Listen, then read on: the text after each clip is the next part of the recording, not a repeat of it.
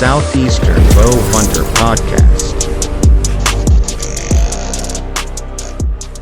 All right, guys, welcome to another episode of Southeastern Bow Hunter Podcast.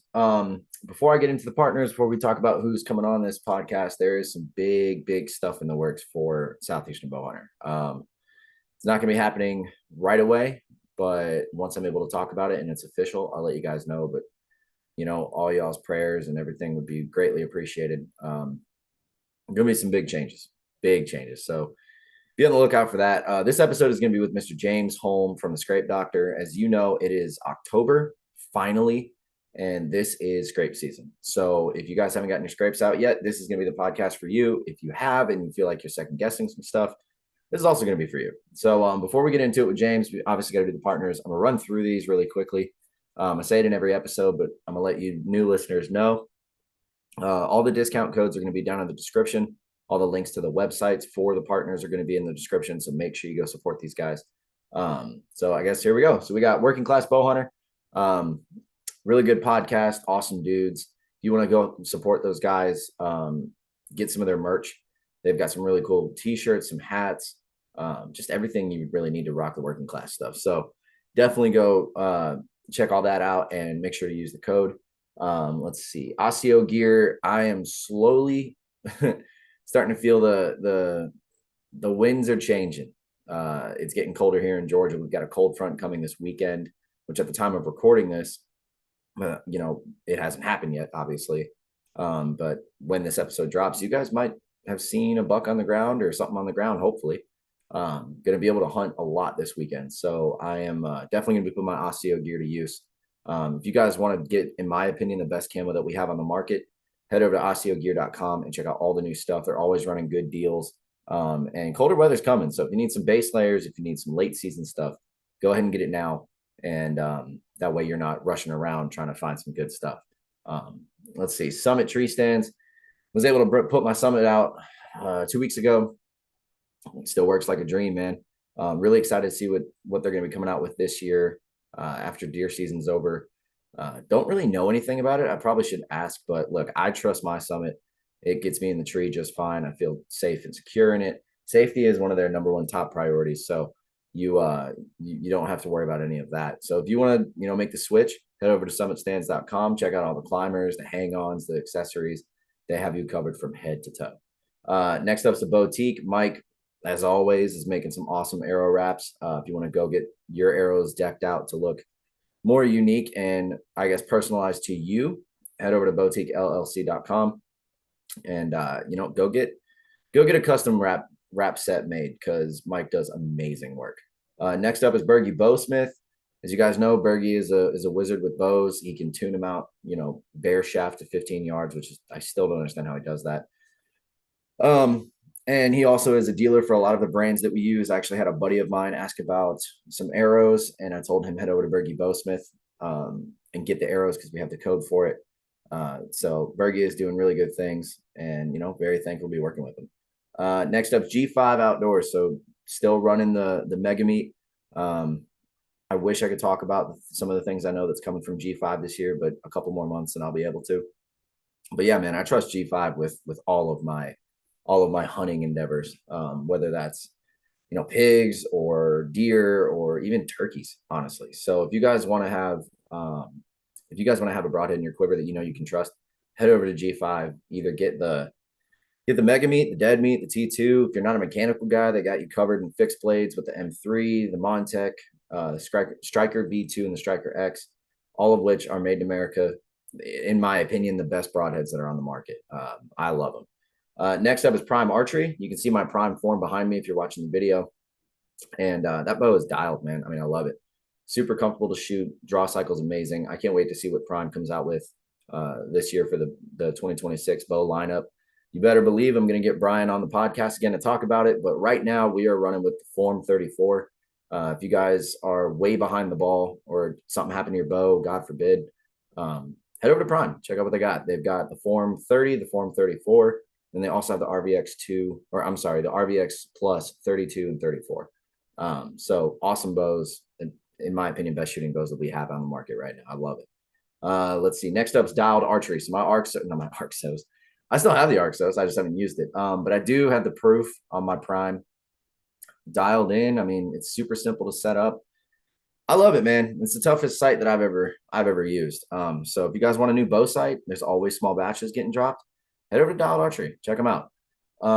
Next up is Ace Hardware Social Circle. Excuse me. That's just my local bow shop. You know, I'm really good buddies with those guys over there. They always take care of me, so I'm trying to, take care of them and have you guys go get your work done with them. I sell all the stuff that we need. So really great group of guys over there. Let's see. Next up, Moultrie Mobile. So my Moultries were working flawlessly. I actually do need to get a couple solar panels out, maybe this weekend if I have the time and can find my cord, because I lost a cord to them. But even with the batteries, man, the battery life has been great. They've got the new Edge 3. The Edge 3 Pro is coming out. It just hasn't dropped yet. They got the Edge 3, and they also have have the Edge Solar, which is a solar panel that is actually connected to the camera, which I think is pretty sick. So head over to Moultrie, go get your cameras from them.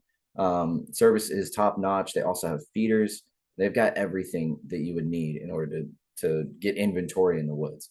Let's see, bow hunting league. So the bow hunting league, I've been seeing so many people killing bucks, man, and it's just hyping me up even more. Very thankful to be working with those guys. If you're not signed up, you missed it. I'm sorry.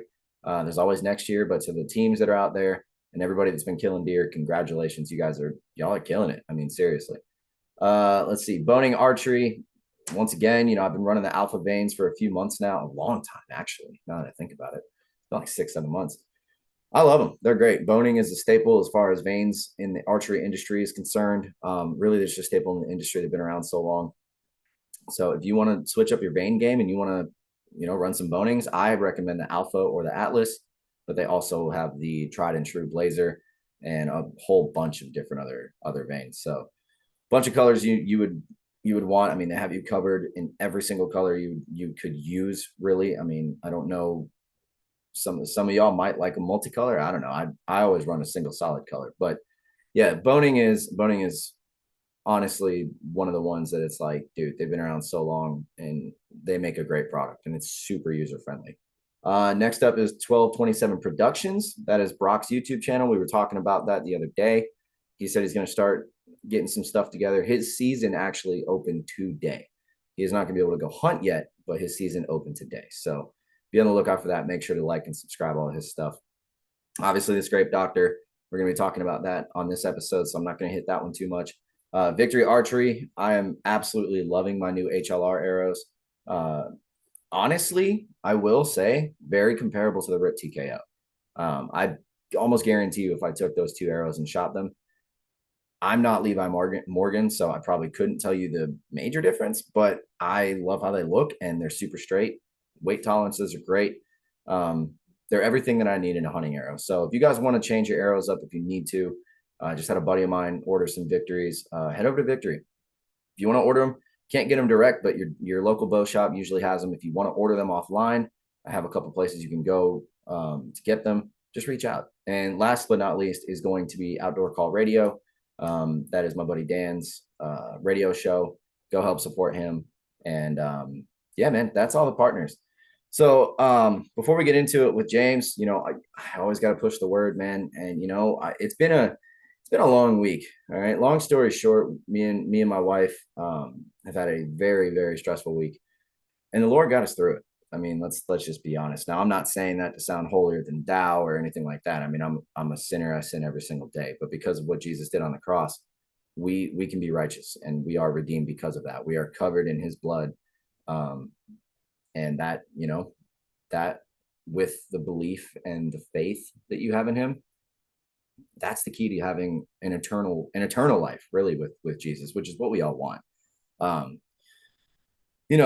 heard about Michigan shooting. I'm sure we're going to end up talking about it in this episode, at least maybe. There was a shooting at a church this past weekend, and it just breaks my heart to see all of that. And the evil in the world is so prevalent right now and so obvious that we all need to be soldiers for Christ, all of us.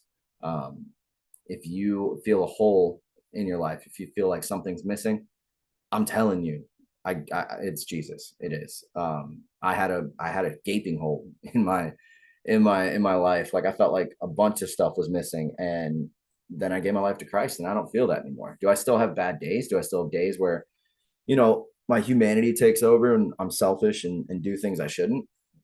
Of course, that we all fall short of the glory of God. Like that's just a fact. All right. But because of Jesus and because of what he did for us and continues to do for us, um, we're saved. And I don't mean to say that as if it's like some sort of exclusive or I'm excluding anybody or anything like that. But you put your faith in Christ, you're saved, and you'll see amazing things happen in your life. Just to put it plain and simple. So, please give them a chance. I've been seeing a lot of people start being more open about their faith and coming to Christ, and it makes me so happy. It makes me want to be even more fired up for the Lord. So that's really what it is. That's life with Jesus, is just peace, even in the craziest of storms. It's the best way I can put it. So anyway, that's the intro. James waiting on us. So we plan on talking about scrapes, and he does have a trip to Ohio we're going to talk about, which I'm sure scrapes are going to come into that. But I'm going to try to make it where we do an entire episode on just the fundamentals of scrapes and what we need to do right now in the woods. So I hope you guys enjoy it. Make sure to like and subscribe to the YouTube channel. Make sure to follow us on here. Make sure to support all of our partners and give me some feedback. You guys got somebody you want on the podcast, hit me up and I will do my best to get them on. We have some really, really exciting guests coming up this month. So I hope you guys like everything. I hope you guys follow along. Yeah, and you know what? Enough blabbing. Let's get started with James Holm from the Scrape Doctor. My boy, my buddy, my scent man, Mr. James Holm from Scrape Doctor, back on the podcast again. James, I have to call you out on something. And I love you, brother. But when you told me that you said, or you thought that you were a one and done guest, I was slightly offended. I was like, dude, it ain't even that.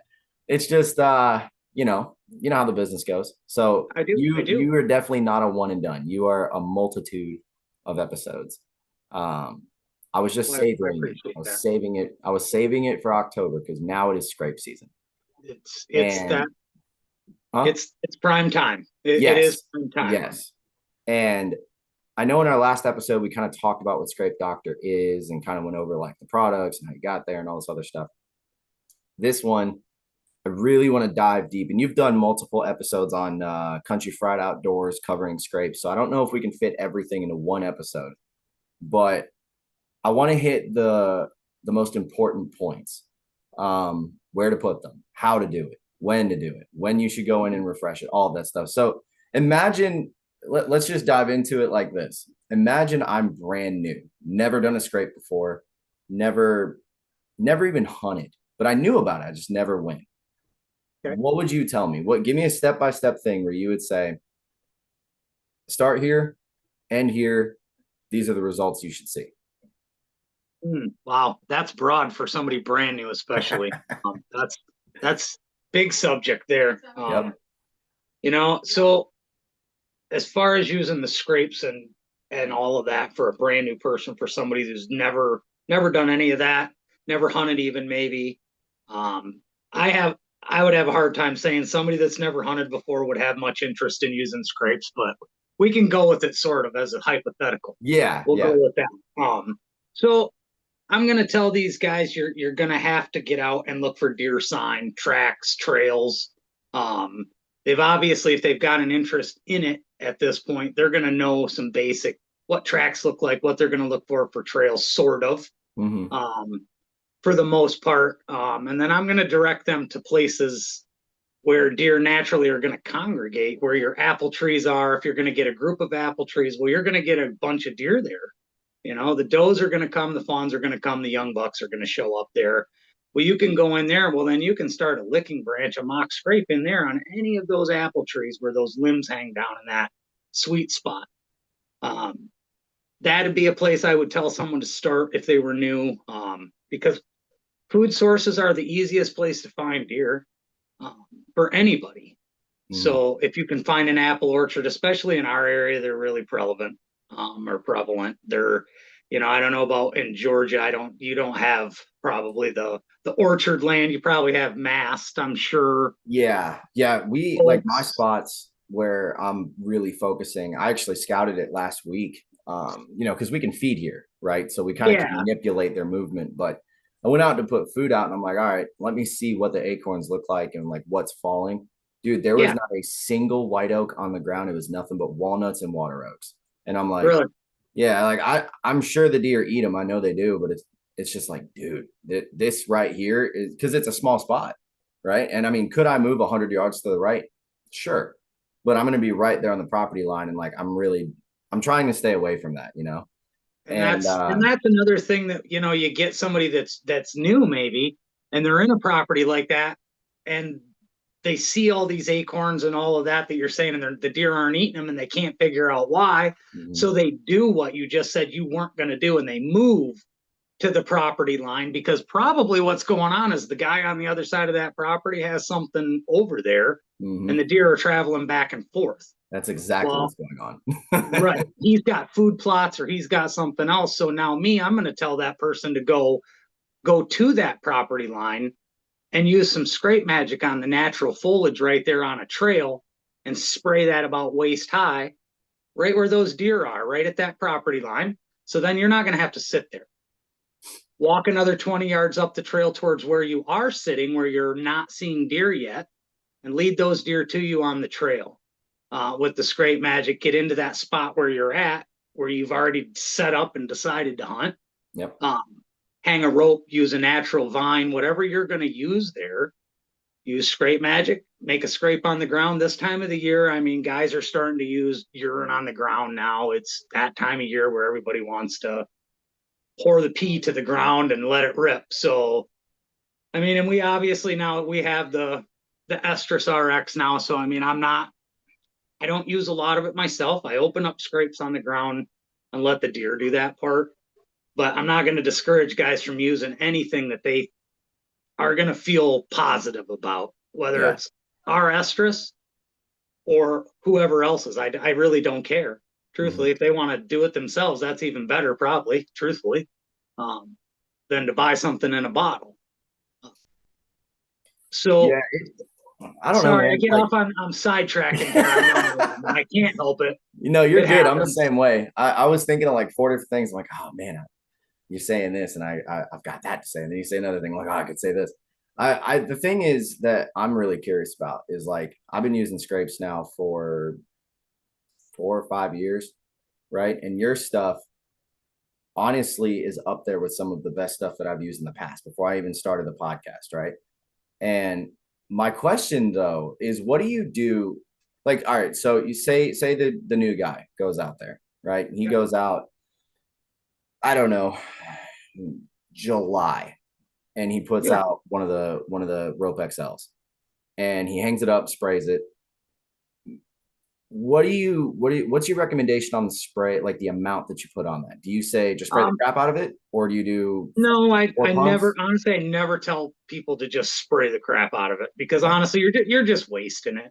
Yeah, it isn't going to cause any negative effects with the deer. You're just wasting the product and your money.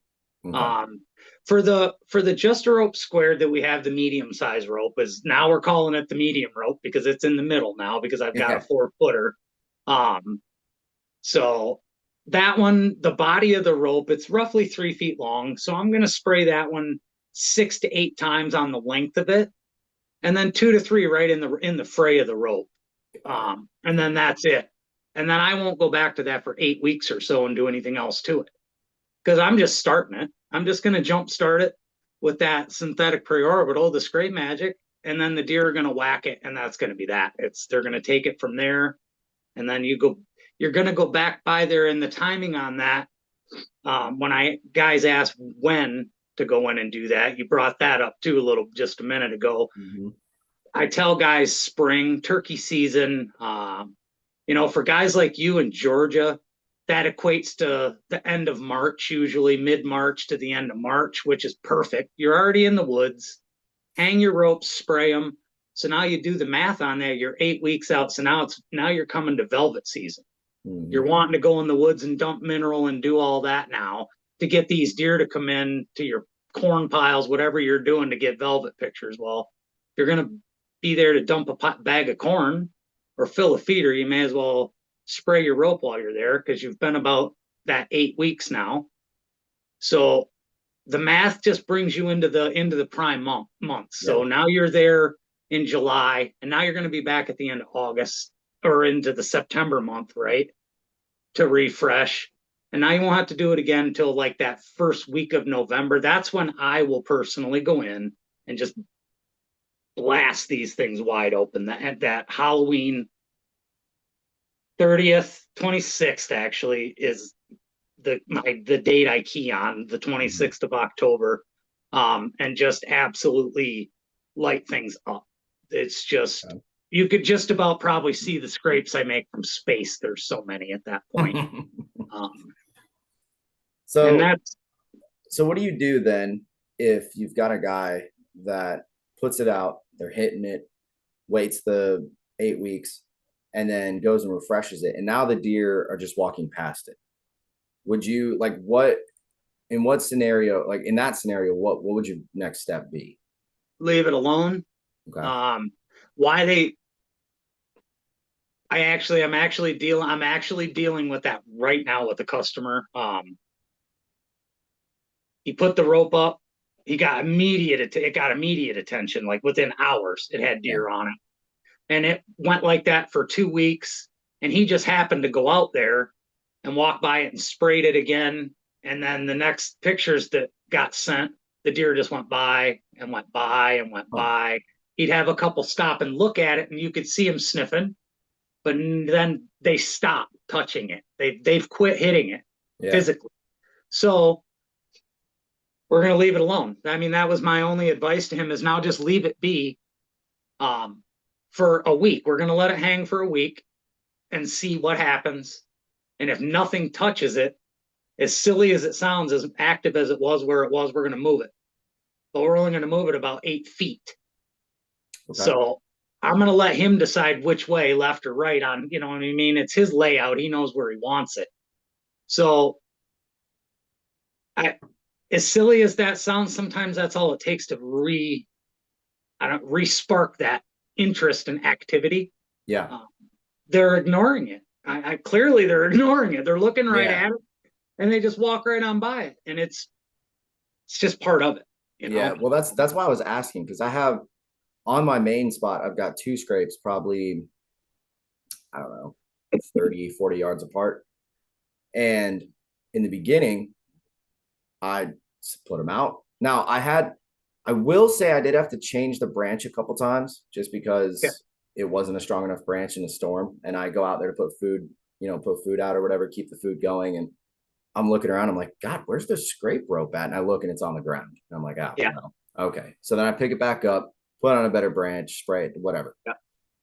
And so I've got one of the rope,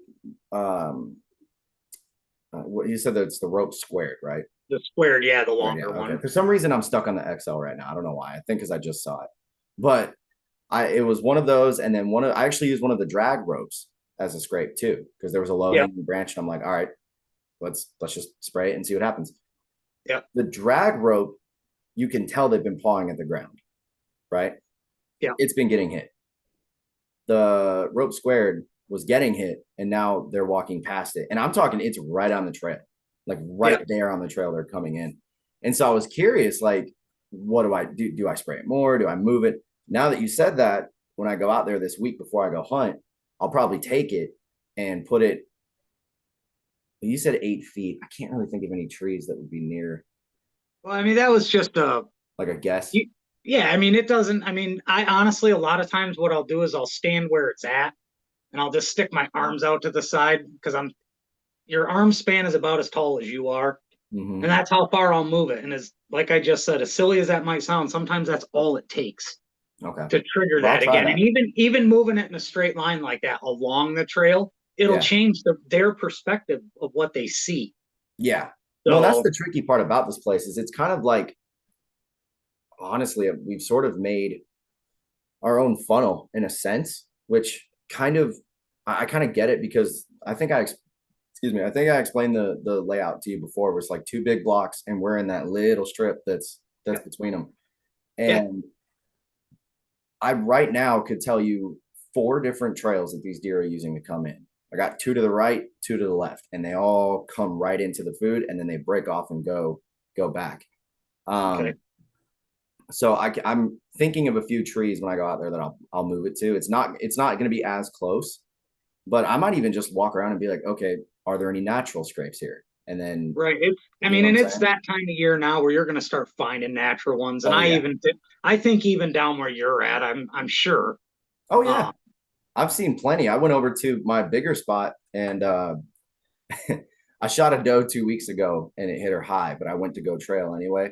And so I was kind of scouting while trailing. yeah. And dude, I found some serious sign in there. And I've got photos of bucks walking through the field and all of that. So yeah, it's definitely that time. Like both spots are ate up with rubs. Both spots are um, probably ate up with scrapes. I haven't done too much scouting as far as like the main spot. The other one I did find a few. But even trails, man, like for whatever changed, I can see these trails these deer are coming in on now. And like what we've talked about before, setting it up Yeah. on the trail, it's the best spot. So that was one thing I wanted to ask because it blows my mind thinking like, because, logic tells me or common sense tells me if it smells like a deer's been there, they're going to check it out. Yeah. And when they just walk past it and it's the day after I sprayed it, I'm just like, okay, what's going on? Yeah. It's obviously not the scent because they liked it before. So Right. Well, and the what's thing different? too, honestly, sometimes I think what happens is it's that whole familiarity thing. Those deer are the same deer that have Mhm. walked by that rope and rubbed that rope time and time and time again, right? Yeah. So if you just leave it there, they're gonna rub on it again because that's what they do.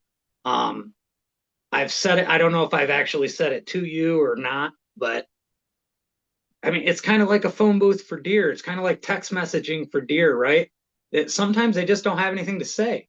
They've Yeah. said everything they need to say, so why stop and rub my face on that thing? I just did it, and I can smell it from I'm 4 feet from it. I can smell it. I don't need to go rub my face on it. I was just there. I can smell me on it, Yeah.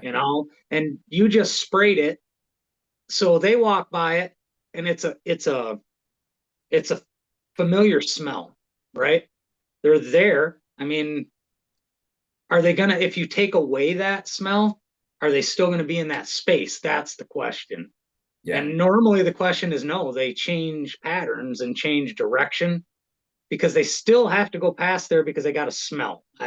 My mind tells me, and my deer hunter mind tells me they have to Yeah. be near that at least. Whether they smash their face in it or not, they're within 4 feet of it. They're in the danger zone. They're killable.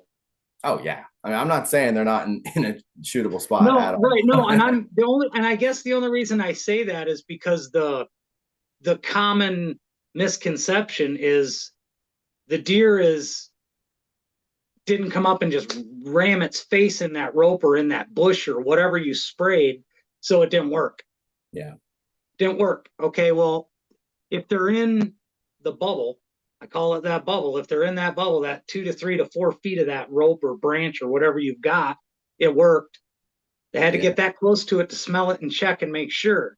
They're not going to do that when you see pictures and videos of mock scrape setups and the deer are 40 yards away skirting the outside edge of it. That, I'm sorry, but that's not a visit. Yeah. That's a passerby. That's It's a just like deer a in the lucky video. vicinity. I mean, for a mock scrape, in my opinion, or a scrape, period, to have been successful, that deer has to come within reach. It has to be able to reach it easily. Yeah. If it chooses to walk directly to it, you know what I'm saying? Not 40 yards, just barely triggering your camera distance. Yeah. You know? Well, and the thing is too, like it's so funny how I don't want to say hypocritical, but like us as hunters kind of seem to forget that there's more to it than just one specific thing, right? Like the Yes. scrape has scent on it. That deer can smell it. Yet they walk past it or they look like they're Yep. ignoring it. Maybe they're not. And then we worry so much about our scent. And it's like, Yeah. well, if you know the deer's nose is strong enough to smell you and it could tell you everything that is literally on you, don't you think if it's 4 or 5, maybe 10 feet away that it can smell everything on that rope? Of course it can. So Absolutely. just because it's not, like you said, burying its face in there doesn't mean that it's not, coming to check it. It's called scent checking for a reason, you know? Right. So And we do get lots of those. We'll get a lot of videos of bucks that will walk up on the end, and you can absolutely tell they're on the downwind side of it because they'll tip their head back just a little bit and they'll give a lip curl every yep. time. I mean, and then they will either walk right to that rope or they'll walk past it. Hmm. They've checked it already. They don't have to go rub it, and that's the hard part in telling people it worked. It worked. You didn't do it wrong. That's exactly what's supposed to happen. Yeah. I now I'm getting it's that time of year where I'm starting to get the messages. The only deer I have hitting my scrapes are does. Well, aren't you lucky? Yeah. Because That's now good. they're hanging around and it's daylight. I mean, why are you upset? You've got 15 does coming to that licking branch and it's daylight and they're there 3 times a day. Oh, You know dude. what's about to happen to you, don't you? Dude, what's so funny about that is I've had like a weird move, like deer movement the past couple weeks. And I've been getting a lot of like every single morning and every single evening. There's been this one little doe group that comes through. And as much as I get annoyed with it, because I'm like, God, I just wish it was the bucks. Y'all need a daylight. I I honestly forgot that having does and daylight around this time of year, it's kind of what you want. Because in the next Yep. 3 weeks, late October down in Georgia, especially, that's the prime time. Like November's good, but late October, you can still get the bucks on somewhat of a pattern and they respond to scrapes more. You can start rattling, you can grunt, all of that. You can do everything that we all like to do. And personally, I prefer that over November. I've not really had good luck in November. And so all right, I want to backtrack a little bit. Okay. So say I guess now would potentially be the time. Is What do you say to the guy that's like, hey man, been using your stuff and the deer are coming to it, but I want to get the bucks to show up more. What do you recommend would be an aggressive move as far as those scrapes go? Like, is there have you seen anything with like a dominant buck, or like you were saying doe and estrus? Have you seen anything like that, or do you know of anything that someone could maybe use where it's like, okay, I want to, these deer are showing up, they're checking the scrape, whatever, but I want to get these bucks hammering this scrape. I want to piss them off. I want them to think there's a giant 300-inch typical just walking Yeah. around, just a Yeah. dominant deer. What would you tell that guy? Honestly, I'm gonna make that. This is where that whole you can see all my scrapes from space comes in. Um, this is where I really go. I'll go in. I'll find one of his natural scrapes, and I know it's the deer. You know what I mean? You know when you're after a deer, you know where he's at, but you just can't get on him, right? Oh yeah. So you go in, you find one of his or two of his scrapes that are together. Take them, spray your stuff, spray your scrape magic in the branches, dump estrus in it, spray scrape magic now in these scrapes. Mm-hmm. Make another mock scrape with those, and then go to the next tree just down a little ways, 20 yards away from that, make another set of mock scrapes and just light that space up. Now go find more of his scrapes. Take one, leave one. Every other one then from that point. So now what's going to happen is he's going to find, oh, who in the hell, who is in here? Who is Yeah. this? Now you've irritated him and he's going to be on his feet. And the next time you probably see him, he'll be fraught, his nose will be flared. He'll be upset. Postured up. That's what I do personally. Okay. The last great year that I have was 2021. Killed a bunch of bucks that year all over. My best, it's behind me, 140 flat. Got my last picture of that deer on Halloween of 2021. And I killed that deer on the 17th of November because I knew where he was. I knew where he was at. He disappeared off all the cameras. He was not going in front of any cameras anywhere on the whole place. So I went in and I just started blasting scrapes all over the place on the 13th of November, I went in, I think, and did this. And we didn't get to hunt the opener because it was pouring rain sideways and terrible. We couldn't hunt. Hunted the 16th, had an encounter with another buck, a different buck, and I decided not to do it.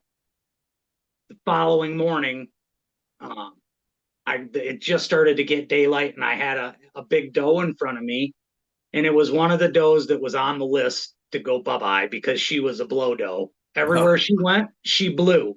Dude, and she was staring square at the blind. And at that point, the crosshairs had already lowered on her, and I was getting ready to let her have it. And I caught a little bit of movement out of my eyeball, and I turned my head and I saw one big antler.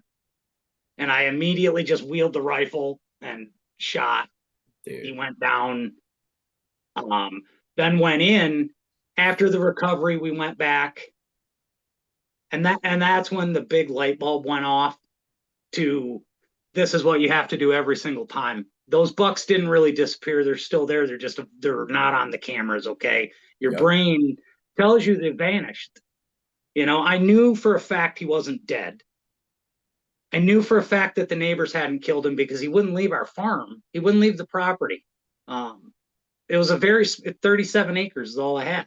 But he wouldn't leave. He stayed right there. Neighbors had great stuff all around us, but everybody was doing their own thing, and the deer were content where they were. So we didn't get a lot of cross traffic between the places. He summered for a while down on a piece of state ground because after I killed him, a couple guys said, "Hey, I got pictures of him. From the summer? Do you want them?" But either way, I think that if you go in. And I don't think he was even the dominant buck on the place because he certainly wasn't the biggest one we had. That's crazy. But he responded. I mean, he chose violence. You know what I mean? And these bigger, older bucks, I truly believe will choose aggravation and violence because there's so much frustration built up already. Yeah. It starts in September. And if they get lucky, they catch up with a doe or two in September. And then we fall into this early October area where everybody wants to call it that October lull. It doesn't exist. It's not. No, I don't buy into that. Not anymore. The October lull, all that is bucks have early does pinned down breeding. That's all the October lull ever has been. You can watch 100 podcasts, listen to 100 guys now say they're seeing bucks actively chasing and breeding in early October, late September, early October, and everybody called them crazy for years. I've already seen it. You're wrong. You're ha ha ha. You're laughed at on the internet for saying that. Well, it's true. I mean, these deer are breeding. Yeah. Where do you They're think ready? The bucks are ready to go. As soon as that velvet's gone, they are ready to roll, man. Like I have a photo. I honestly didn't believe it. I've got a photo of a 1.5 year old, maybe a small 2-year-old, already lip curling, chasing does. And I'm just like, dude, this was last week. And we just were driving somewhere the other day, and I told my wife, I said, "Hey, look at on this big mound of dirt. There was about a little 2-year-old buck." Had his head turned right up in the doe's hind end, and she was going to stand and breed. She was ready to go. Wow. Because she was not running away. She stopped and squatted for him. Yeah. So she was getting ready to get bred. That little dude probably had no idea what to do. It was the 28th of September that day. That is so crazy. I mean, I saw deer last year. A super young buck, and it was a younger doe, but they're breeding now in the early part of the year. So now they're going to throw their fawns earlier. Yeah. So now jump ahead 200 days from the 28th of September. That may be too early here. Yeah. I'll say y'all get it pretty rough later in the year. We had 200, not make it. 220 inches of snow last winter.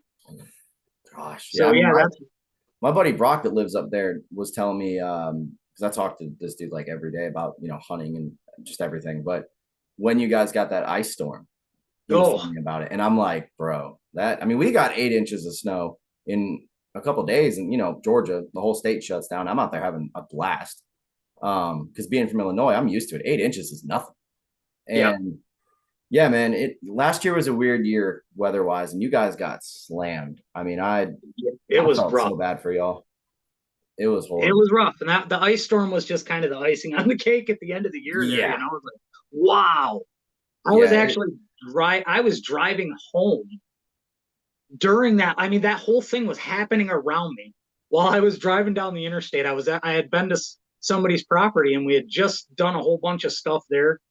And I'm driving home, and my wife is freaking out, calling me on the phone, telling me how horrible the weather is, and I'm watching everything as I'm driving, ice on the Yep. trees on the sides of the road.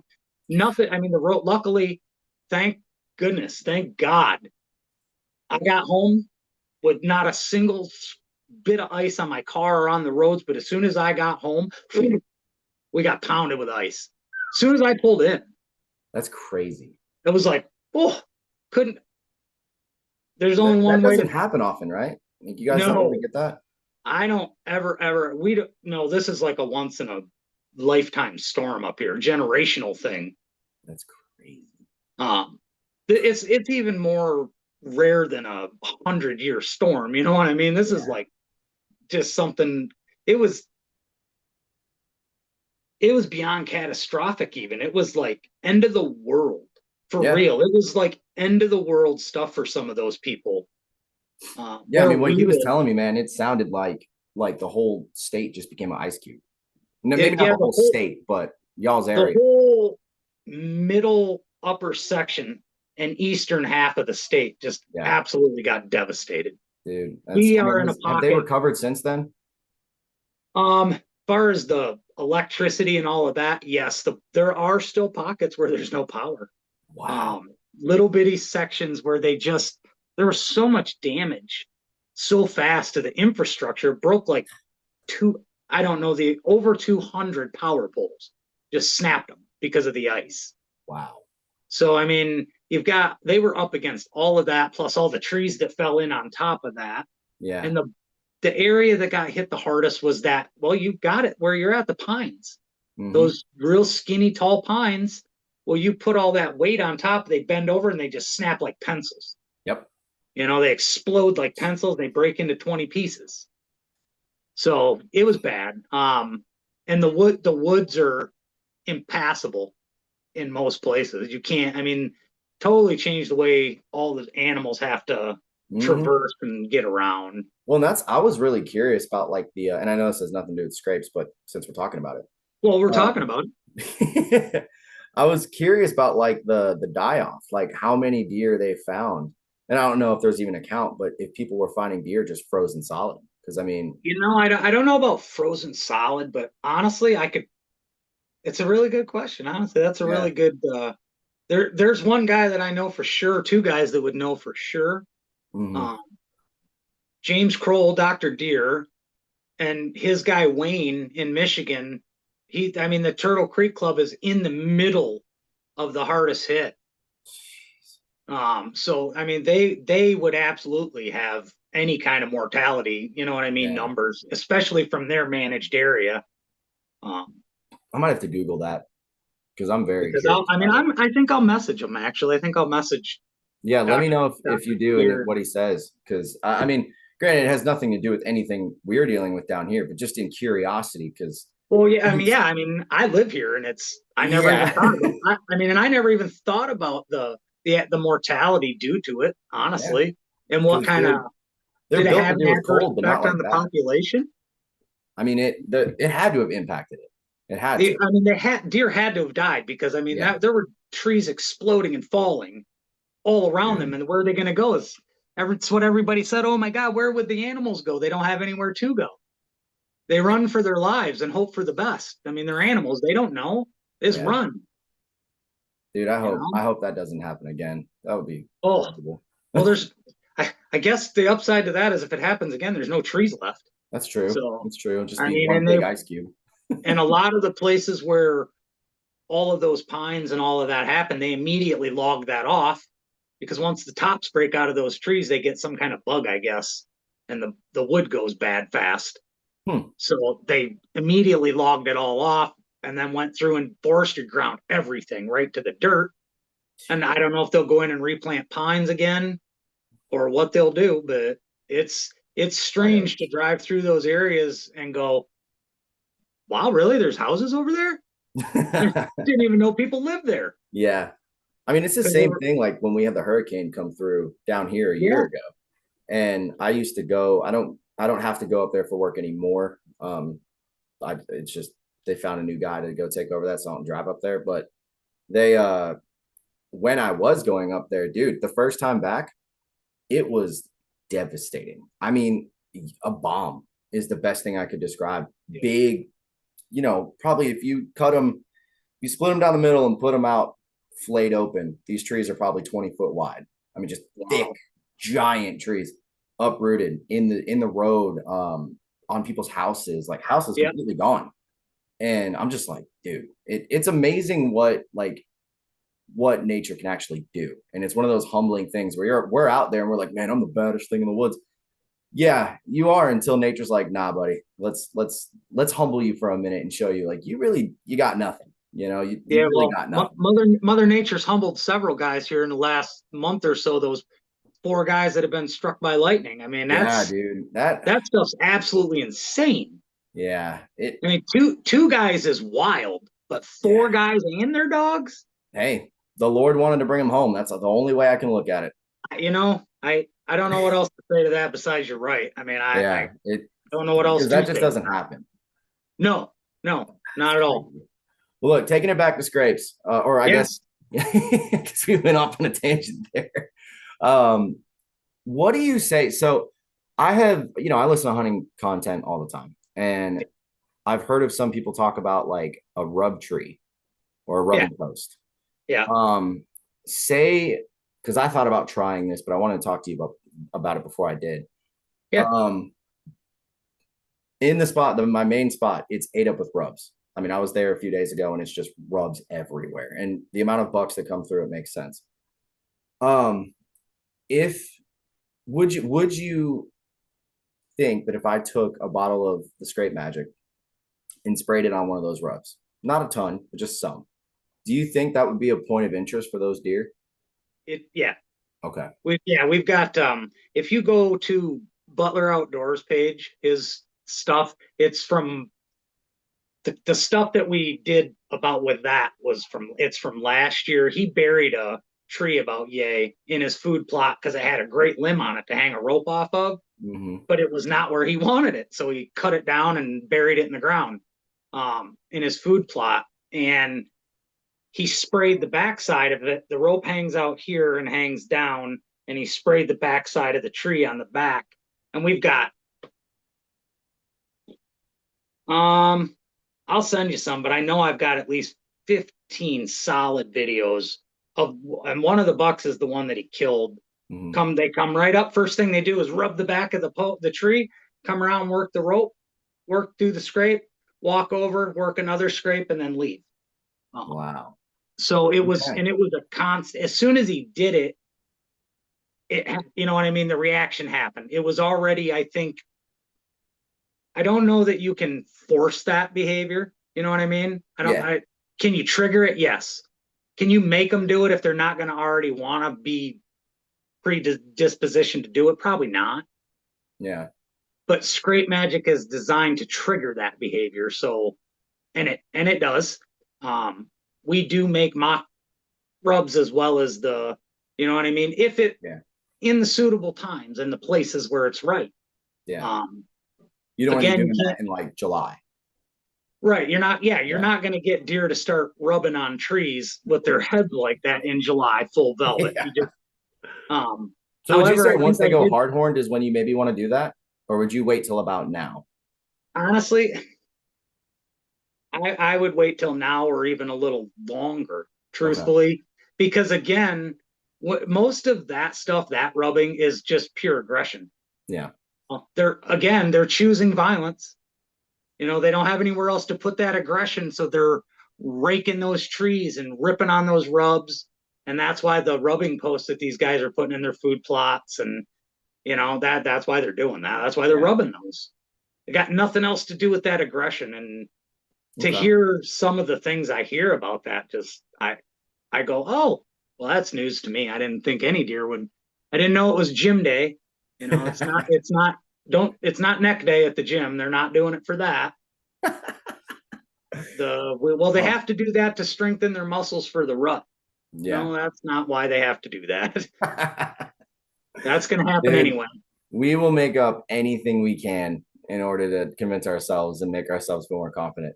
We I've had will. that same thing happen with like my scent control stuff because I've been watching a lot of Cody DeQuisto lately. Like Yeah. I've been taking a lot of his advice, and he put out this video last week or the week before, I think it was last week, where he was talking about scent control and how like try like the industry idea of beating a deer's nose. You're never going to do that. It's No. impossible. There's no way. There's no product. There's nothing out there that's going to keep you 100% scent free. And I watched the whole thing and I was like, dude, that's going to save me a ton of money because it's true. I mean, you hunt the wind, right? Like you hunt the wind. If it shifts and you're mobile, just move. Just So move. I've got a big change coming when it comes down on my setup. Like I'm probably going full hang on mobile setup, 2 sticks, just get up about 8 foot and set up somewhere that's thick. And if it doesn't work, then I'll find another spot I can go to. I do want to ask you though, I've heard you say this a million times. And I really would like for you to explain what you mean exactly by this. You probably maybe said it in the episode before, but so your system, the general idea when people are thinking of a deer scent, like they call it a scent lure, right?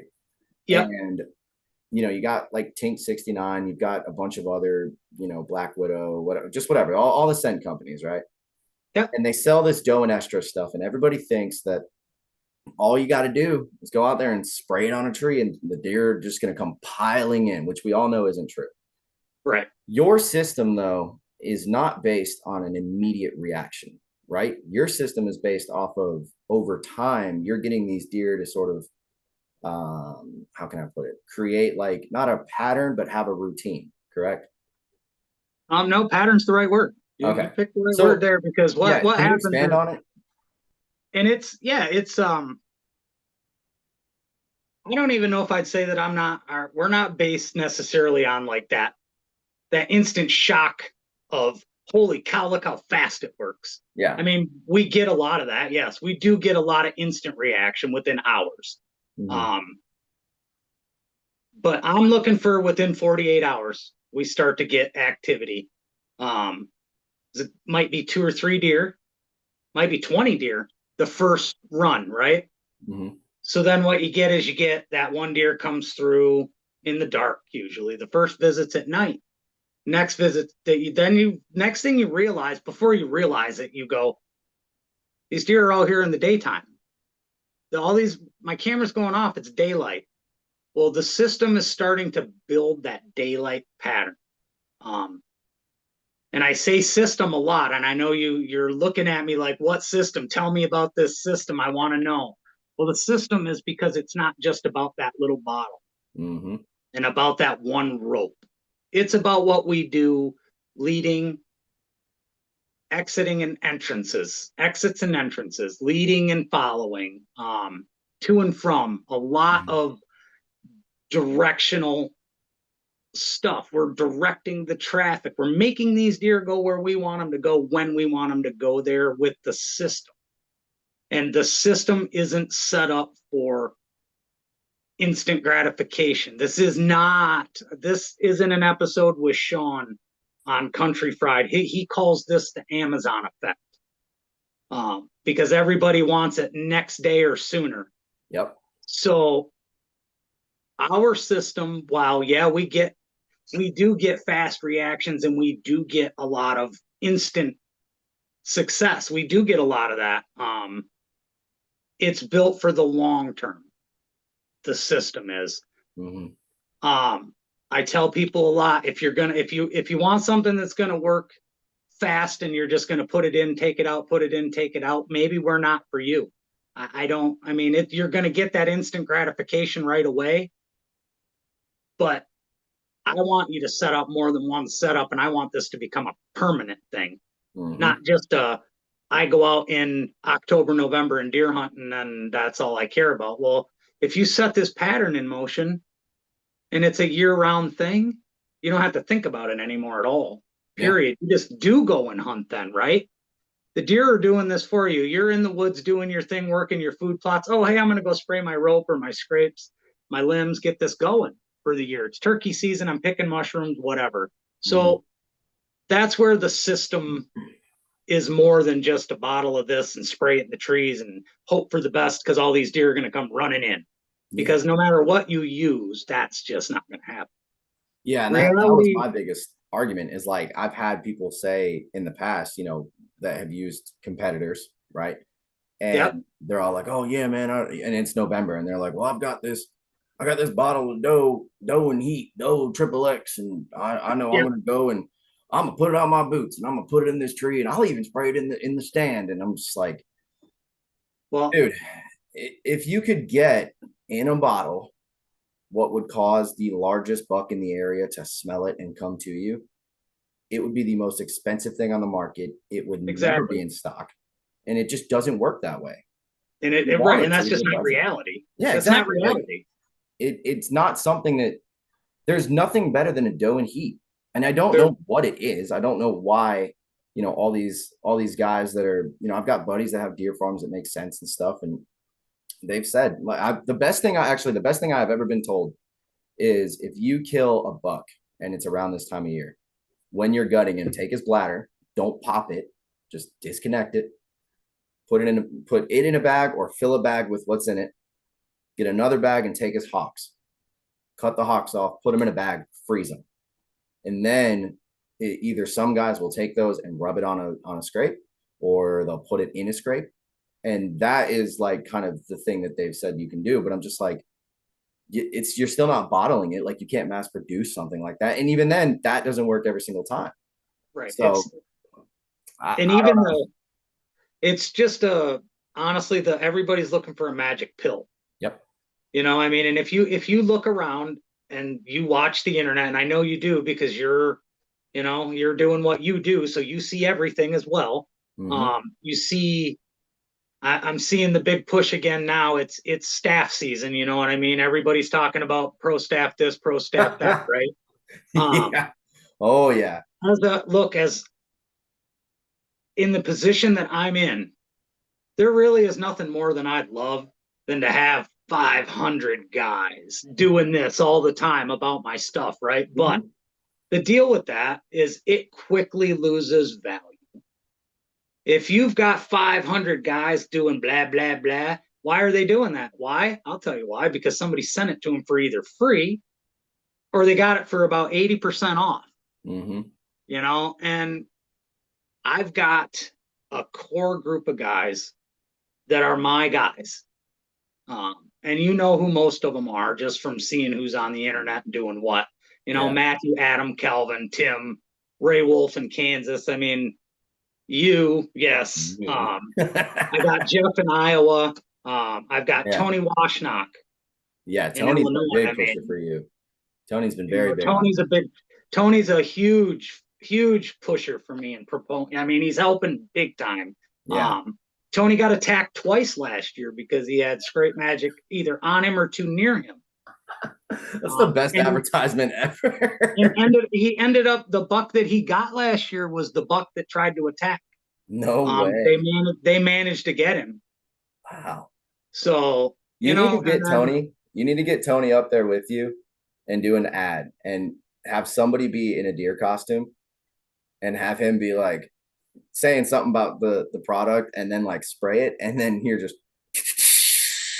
and have him turn around and the person's behind him and just that might be able to happen. Actually, I'm gonna be down there here in Illinois here. I'm telling you, man, that I don't know what it is, dude. I think of the dumbest things, but some of the things because the thing is like that is going to get people's attention. Well, look at Skylar Bradley. Look at all the dumb stuff he does. Yeah. And look at all the attention he gets. Oh man, it's I have a hard time being that goofy guy, you know what I mean? But that's who's getting all the attention, the goofy one. The thing I've learned. Go ahead, sorry. I'm just probably trying to be too serious about everything, you know what I mean? Trying to make it all about, oh well, we got that. But but it's your livelihood. Like, you got to take it seriously, you know? and I do. I mean, and that look, I'll even go. We can go down that rabbit hole just a little bit about the taking your business serious. Yeah. I mean, I look around and I see a lot of guys, and I will not name names because there's no reason. Yeah.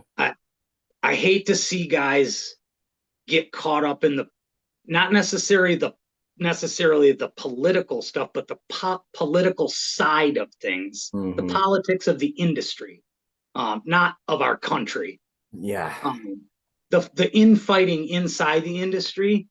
I'm watching this wedge right now go, and you know what's causing that wedge? CWD. Oh boy. And it's making me crazy because I'm watching friends fight over something that they shouldn't be fighting over. Yeah. I mean, I get you dude, it's don't the same thing though, like with politics in the country. We all have our opinions, right. And some people, I'm not gonna name names either, but some people do just take it too serious where it's like, no, this is what we need to do. And yet, like, I'm on the side of it, and I'll give my open opinion about CWD.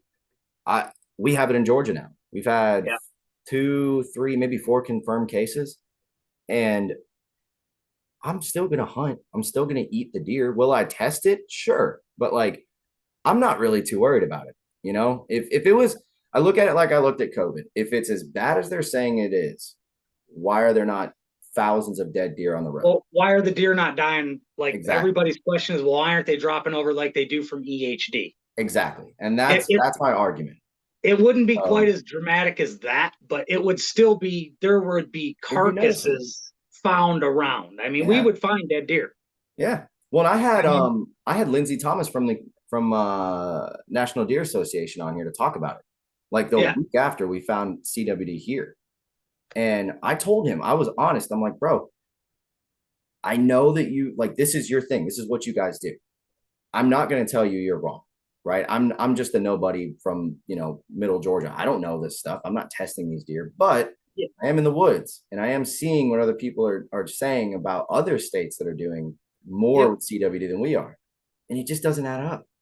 Like, they say, oh, all these deer definitely die. But how many deer do we know of that have actually died from CWD?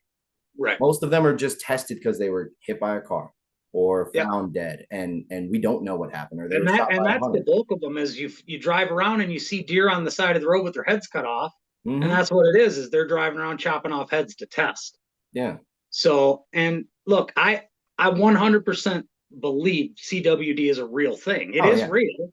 I have no doubt about that. However, I do believe that it's also a big money grab for the government agencies, the DNRs, the NRCs, any of these people that can get that money for research and then not do the research. All they do is hire snipers. I mean, if you're going to research it. Dude, that pisses me off the most.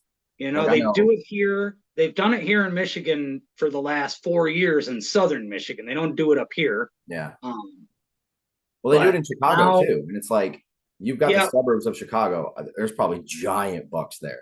But they're just hiring sharpshooters, and that's it. And they just shoot them in the night. Yep, shoot them under lights. So Missouri just started there. They just said they're going to do it again this year. Going to put out their bait piles and kill them. God. And those guys, I know several guys out there, and they're in the big buck country, and they're going to start gunning deer at night. That'll cause some issues. Yeah, that they're really just taking money away from the resources, honestly.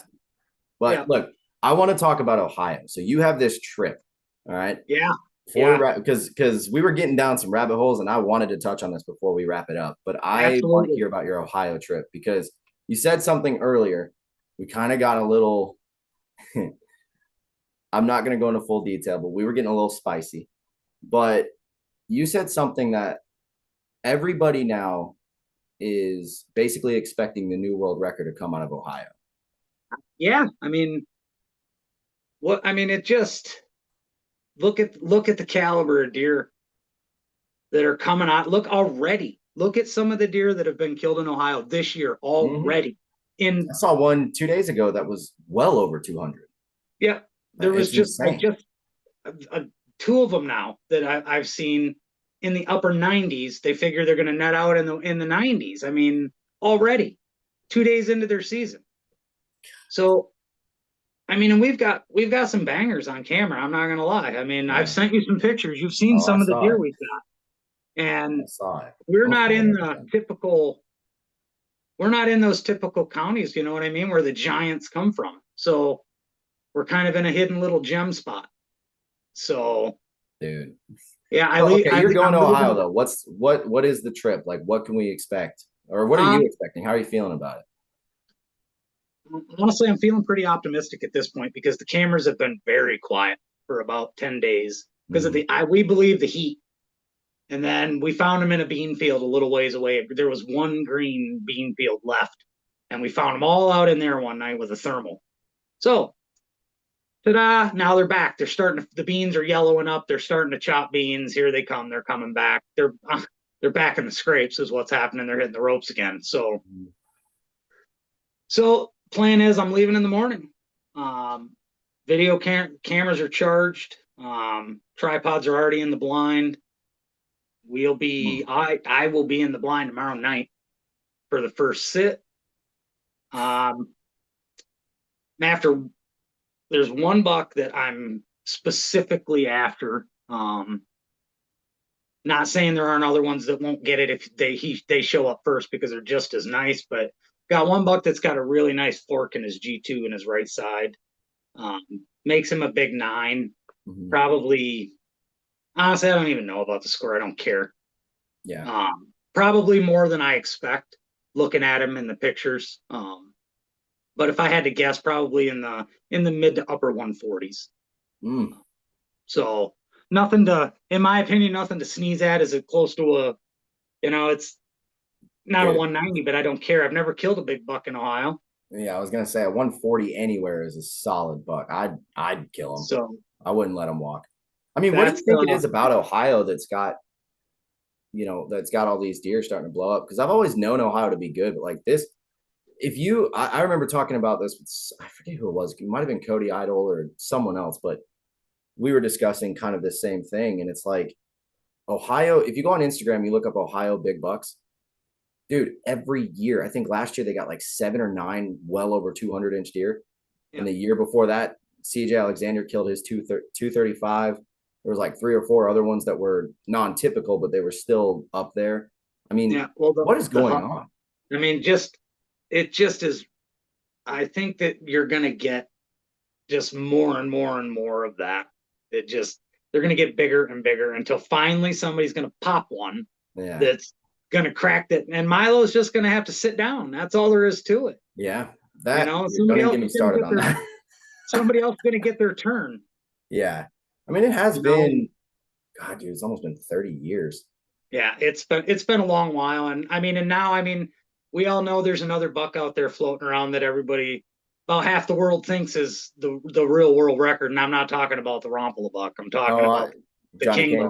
Yeah. Yeah. No, I'm definitely on that train. I brought it up to Cody and he said some stuff on there that I don't remember if we recorded it or not. So I'm just going to be as PC as I can, but let's just say some people had personal problems with certain people, and that's why it wasn't considered the world record. Which absolutely. I think that whole thing was just stupid. But I think there were a lot of dollar signs involved in that, and I think there was a lot of ego involved in that.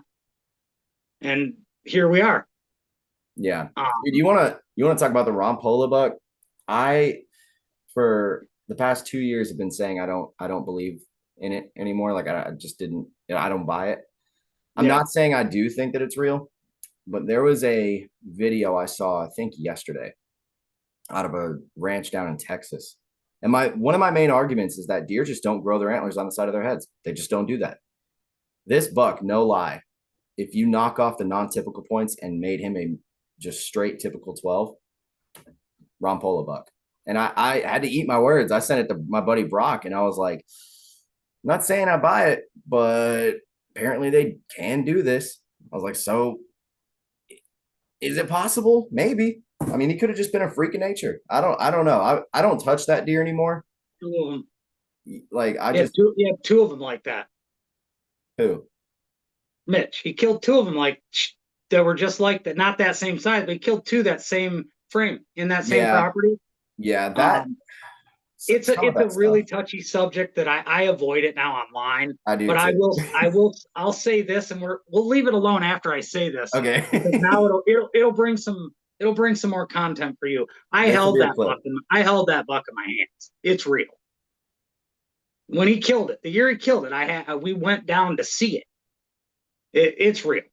I had the skull cap in my hands. Okay. We're not done talking about it. Hold on. So Yeah, how do I want to it's ask this? is it a did it come from a farm? All these things that are floating around, I don't know. But I know the rack is as real as I am sitting here. It's not So pieced together and glued and all that. when you held it and you saw the skull cap and all that other stuff, was it bondoed at that time? No, it was just fresh cut out. Hmm. My Ohio cameras are sending pictures right now, just so you know. I don't think I've ever been at a loss for words like this on the podcast. That was a bombshell you just dropped. It's crazy, dude. Yeah, okay, so what are you seeing in Ohio right now? I'm not sure. I can just see them coming in. I can Oh. see the notifications are popping in. They've been coming in for about 15 minutes now. Dude, I don't like it though. I don't want them to come in now. Why? It'll be all right though, because they're kind of on this cycle now. It's 8 o'clock. They'll be back around 2:30, no, 3:30, and then again about around 7:30. They were in there this morning. That buck was in there at 7:30 this morning. Yeah. So You'll be fine. I may not see a whole lot tomorrow night when I sit, but the following morning will be good. Yeah, how long are you gonna be up there for? This time I'm gonna stay. I'll be there till Saturday. I'm coming home Saturday night. Got it. So it's supposed to get real hot again this part of the weekend and then cool off. So, I mean, and I can go back and forth. It's, you know what I mean? It's kind of far, but not that far. So yeah. I don't know what's going on with y'all's weather, man. Like, I know up in Michigan, it's going to be pretty warm this weekend, and it's funny because down here the high is I think 70.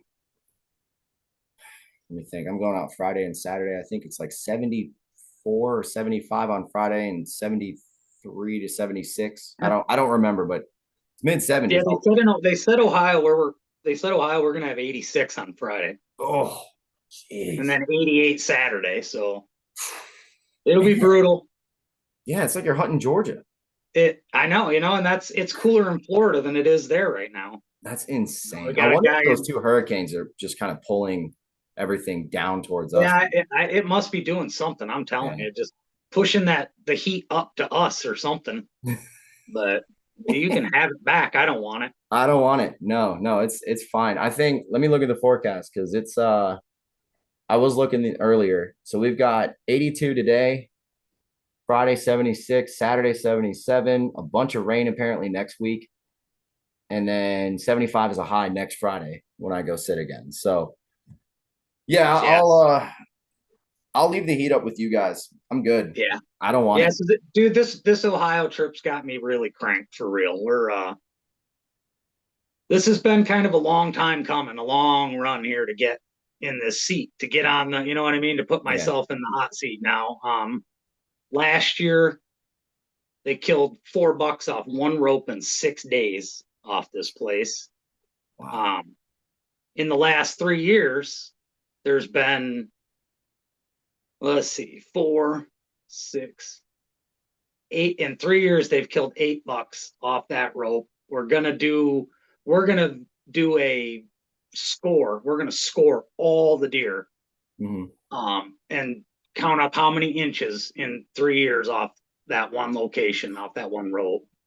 And at this point, it looks like we're going to be probably somewhere. We're guessing it's a guess. Somewhere between 700 and 900 inches is where we're going to fall. So in those 8, you know what I mean? I think you'll be more than that. It could be. If the deer are all over 100 inches. Well, two of the deer are 170, close to 170. Jesus. So, I mean, there's almost 300 inches right there. Yeah. Yeah, So, you'll I mean, be. yeah, maybe so. Because in two 140s, yeah, I never mind. Yeah, so My you'll be guess is touching way low. 1,000. We're 1,000 plus. So, Yeah, dude, that's wild. wow, wow, That's man, so crazy. that even makes me kind of smile now. Wow. Man, Well, look, sheesh. man, I know you got the trip in the morning, so I don't want to keep you for too long. But thank you for coming on. That you Oh, blew my thanks mind for with the having Ron me Polo again. And thing. I know I didn't really answer that very first question very well that you asked about the new guy and what I would do to help him get started. It's You did though. With the whole episode was basically that.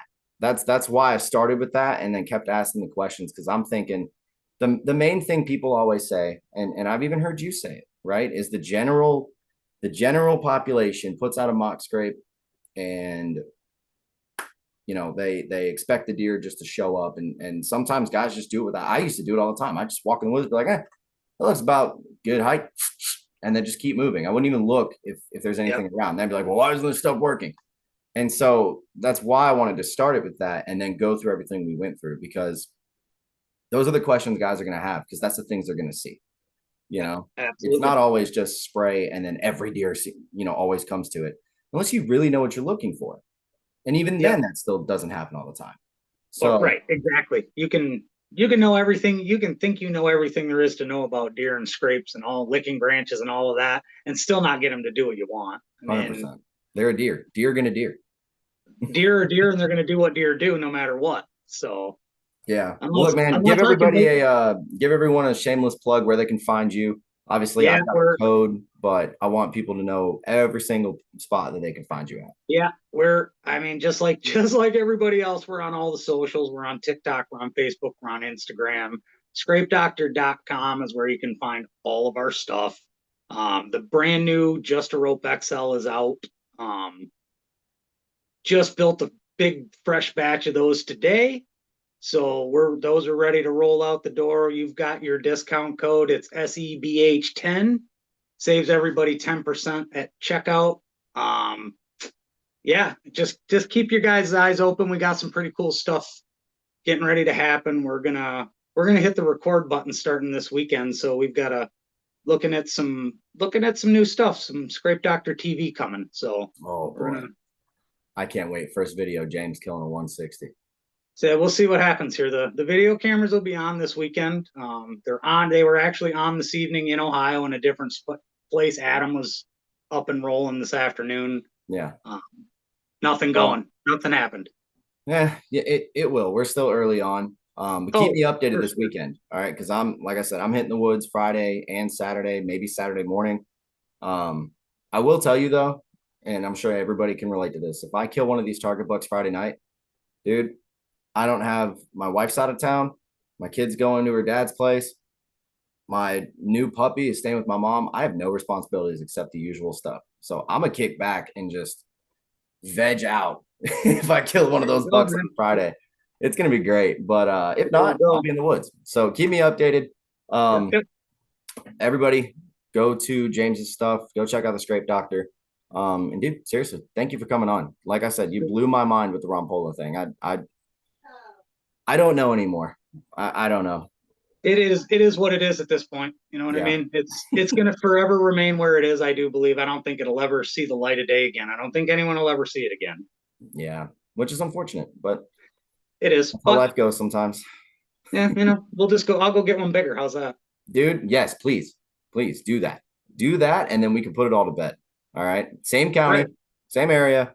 Just just go kill one in Traverse City. I'm only 30 miles from there, so yeah. Oh, dude. That's awesome. Well, James, thank you for coming on, brother. And You bet. I want to do another one after season to really just go over everything that we went through because I have a good feeling about it. I really do. Yeah, we may have some exciting stuff to talk about for sure. So Awesome, man. Well, I guess till next time. yeah, you bet, my man. Appreciate it.